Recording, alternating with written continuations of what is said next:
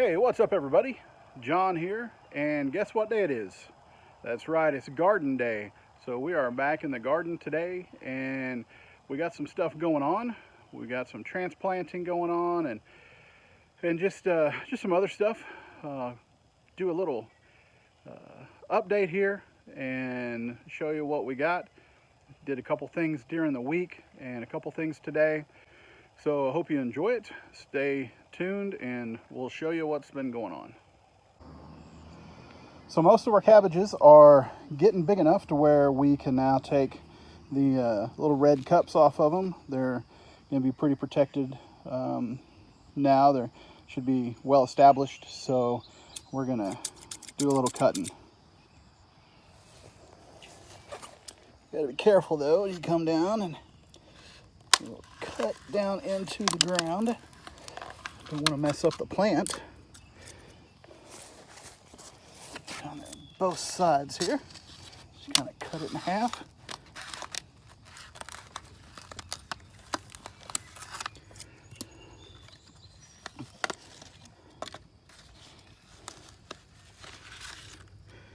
Easy as that. Make sure that's nice and solid around there. And there we go.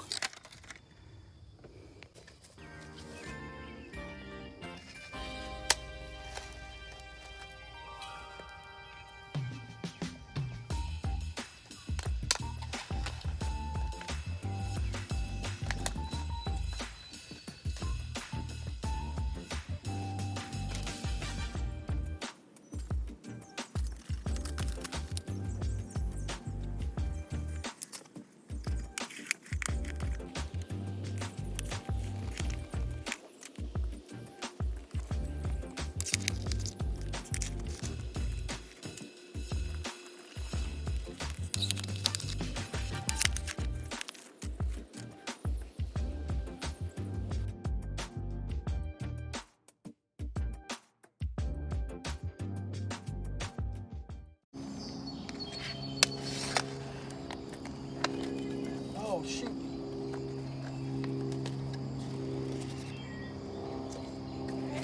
Huh?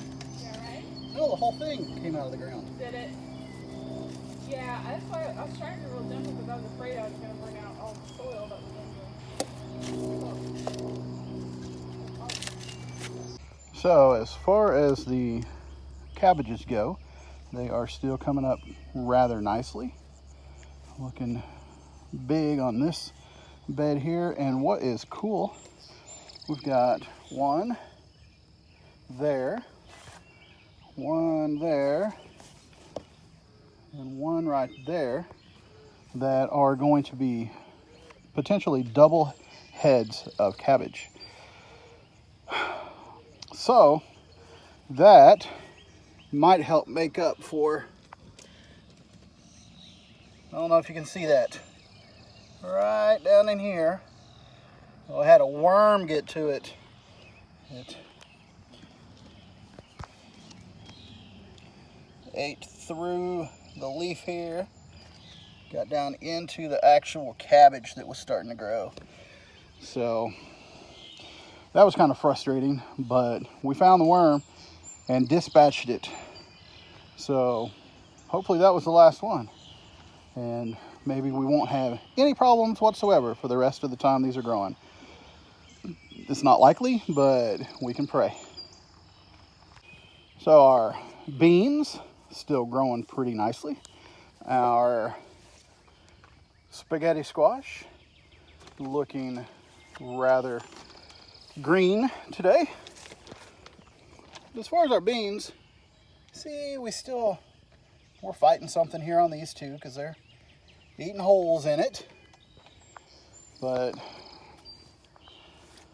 that's all right because we are fighting it.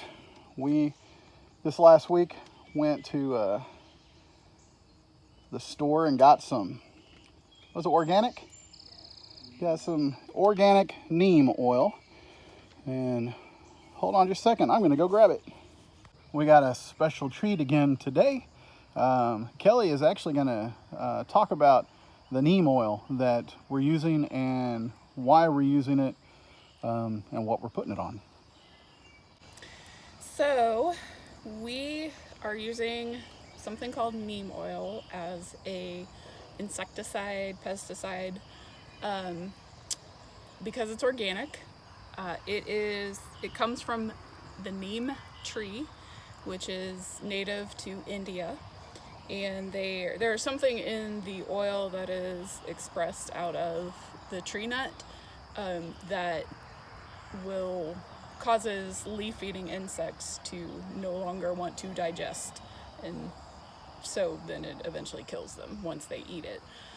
So the way that you use it is, this is a concentrate, you mix it with water, and then you spray the leaves, and you spray the top and the bottom, and just basically coat the leaves with it. And then it's supposed to, it works really well on leaf-eating bugs, because they'll eat it in the leaves, and then obviously it disrupts their digestive system. So we have a couple of, like, our beans are getting eaten by something. The cabbage, John talked about the worm, the caterpillar that got into the cabbage and ate that one. So we've been spraying the beans and the cabbage and the tomatoes, because we do have some holes in our tomato leaves, to hopefully help keep whatever pests it is from eating the leaves.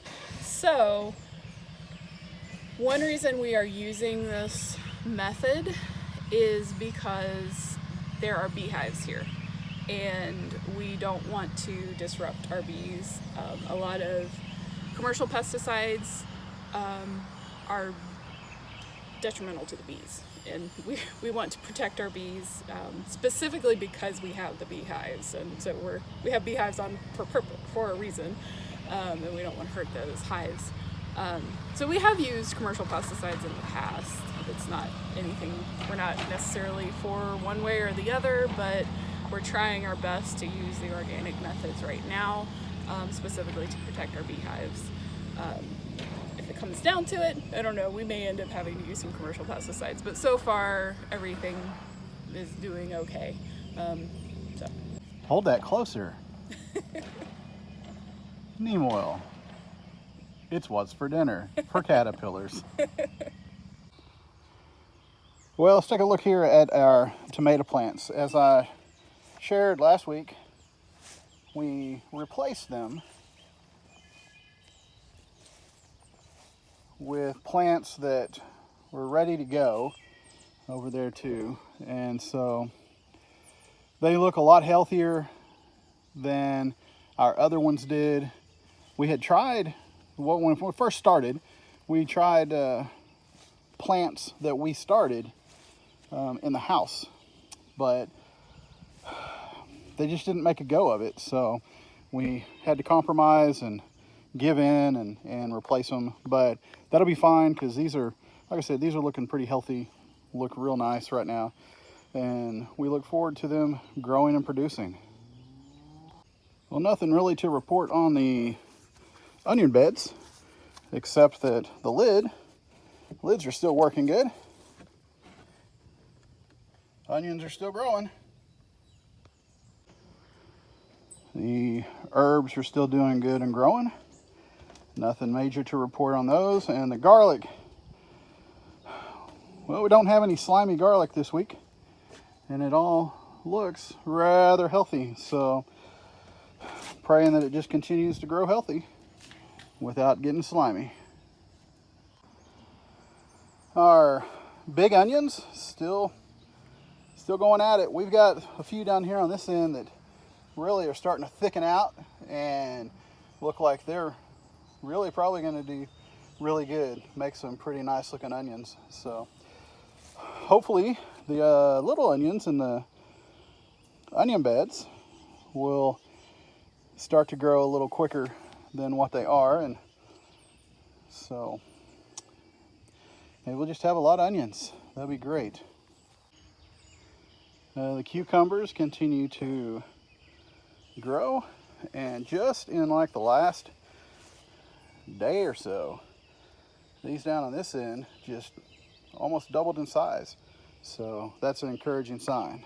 And then on our poor little peas, they just really kind of amaze me, because As I talked before, they have turned yellow, but look at that. You see it? They're yellow, but they're putting on pods.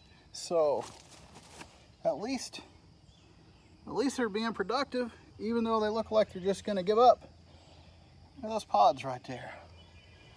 As you go on down, put up string for the ones that are really starting to get tall. Like bam, these right here in the last week, they might be 3 times as tall as they were a week ago. So that's another encouraging sign. We'll see, we'll let them keep going, see what they're gonna do. In the last week, the potatoes, we mounded up the dirt around them, give them a little more growing area. So they're really looking good. Look how pretty that is. Oh, potato flowers there. So they keep on keeping on. These over here really starting to get tall. So we'll just probably gonna mound up some more dirt in the near future, and who knows how many potatoes we're gonna wind up having.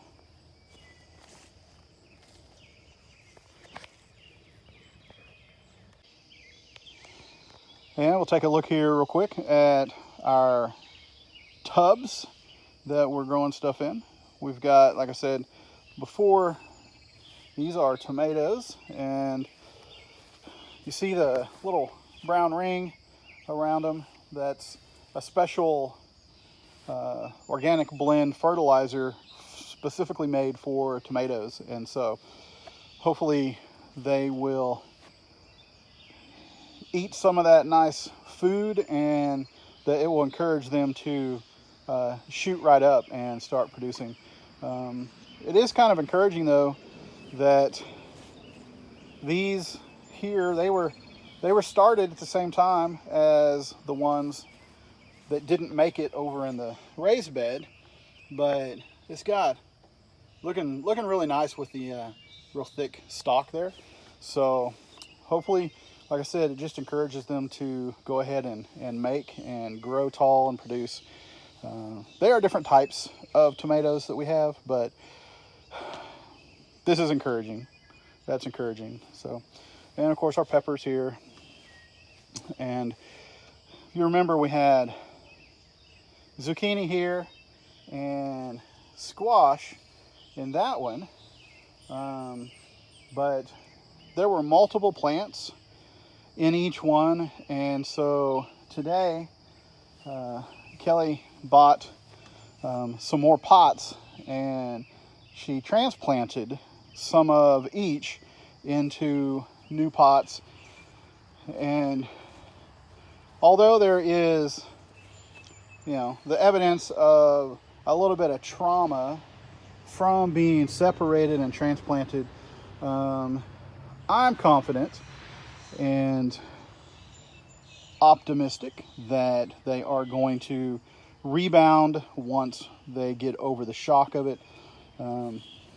There's, of course, evidence that they're going to start putting on some blossoms, which then will turn into yumminess. So that's our hope, and I'm going to trust that that's what's going to happen.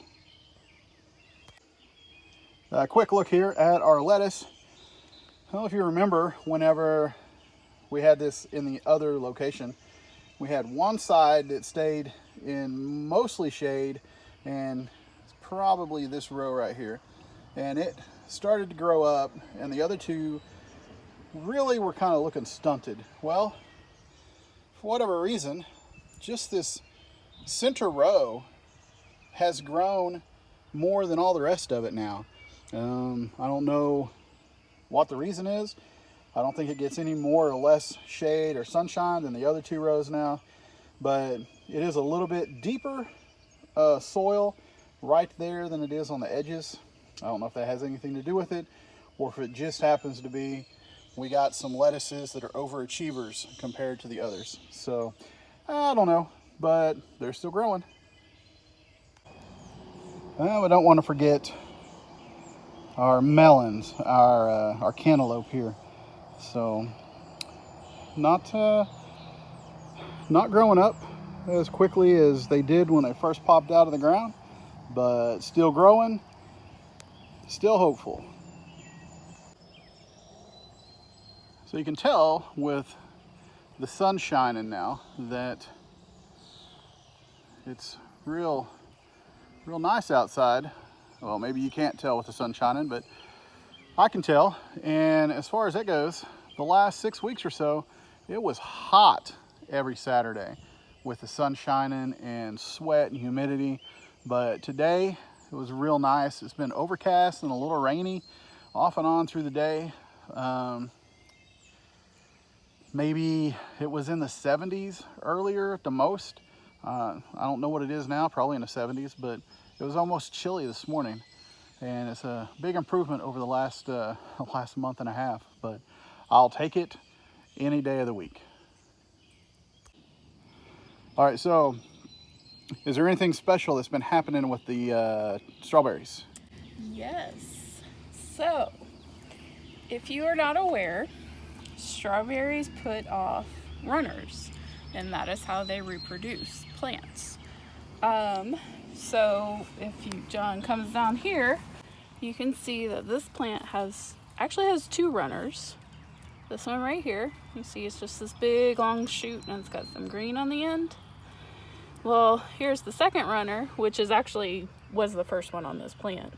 But so the runners shoot out and land somewhere, and after it's there for a while, the green grows and it roots itself. So you can see that one is rooted, and that will eventually look like this. And that's how strawberry plants reproduce. So eventually this bed will be full of strawberry plants. So that's what's been going on with the strawberries. All right, that's pretty awesome. Strawberry shortcake coming up. You know, one of the important things about a garden is that you water it. And so with these raised beds here, we've got to water usually once a day, sometimes twice a day. But it's good to get the water down to the root and not just spray it all over the place. And so we were using this little guy right here, which is fine. It's got settings where the nozzle, you can put it on shower, flat, center, cone, mist, full, whatever. So we were using this and it worked good, but you really had to stoop down if you wanted to get it where you wanted it to be. So last week we went to the store and we got this.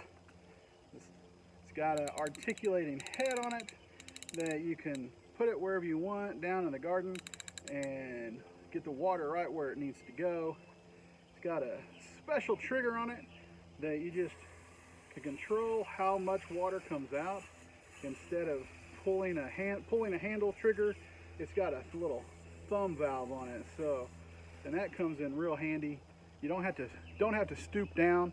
You don't have to worry about messing up the back or anything like that. You stick it right down to the roots. So it comes in real handy. If you don't have one, I encourage you, get one of these long wands. This was, I don't know, this was like 10 or 12 bucks at the home store, Home Depot. You can get them that it costs a whole lot more, or probably find them cheaper than that, but it's well worth the investment so you're not stooping down whenever you're doing your watering. So go get you one of these things.